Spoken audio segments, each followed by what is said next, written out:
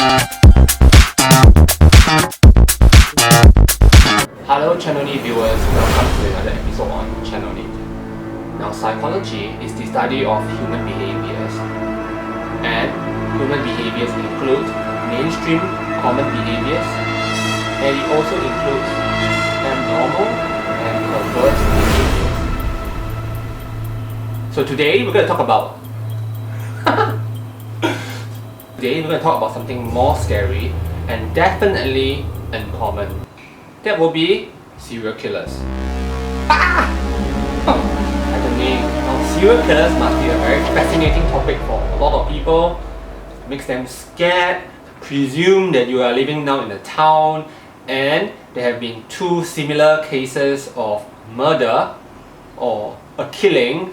Then you need to be really scared, because if he is not caught, then probably there will be a 3rd one. But don't worry, it won't happen in Singapore. But what is the official definition of a serial killer? Okay, so in order for you to qualify as a serial killer, you must kill at least 3 different people across a span of at least a month. And usually, there is a significant time period between your first and your last victim. So usually spanning across years, until you get caught. Since serial killers are so dangerous, is there a way to identify them before they even make their first killing? Yes, you can. So there is this system called the McDonald Triad. So the McDonald Triad consists of 3 factors which may be associated to violent tendencies. So if the violent tendency of a person gets full-blown, they may become a serial killer.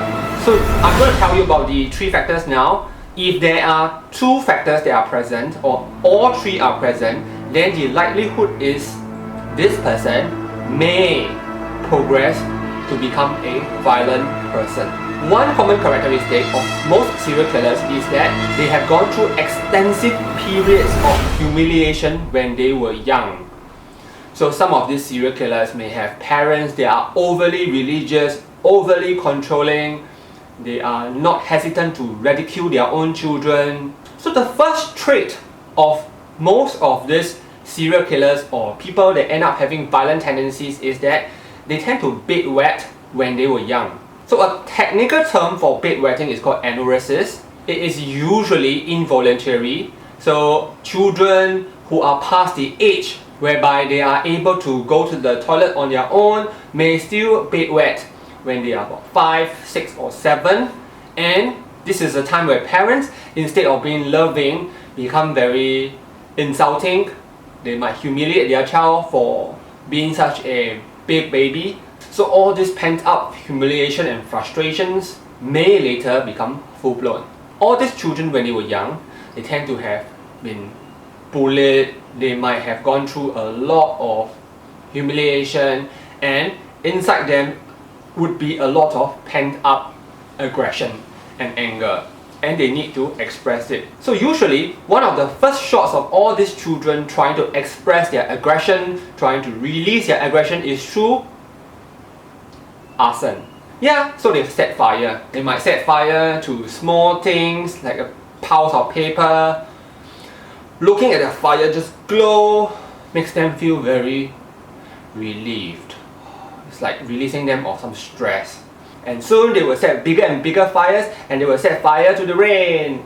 It's fire to houses. So the 3rd factor on the McDonald Triad is children who end up becoming serial killers or having violent tendencies also tend to rehearse their cruelty to human beings in the form of cruelty to animals. So many serial killers have been known when they were younger to practice cruelty to animals. So they might be doing a lot of different things to animals, such as bashing animals to death, mutilating them, even cooking them. I'm not talking about chickens, okay? These animals are usually dogs, cats, rabbits. Now, after we have talked about the factors that may suggest that a person may start to have serial killer tendencies, let's talk about serial killing itself.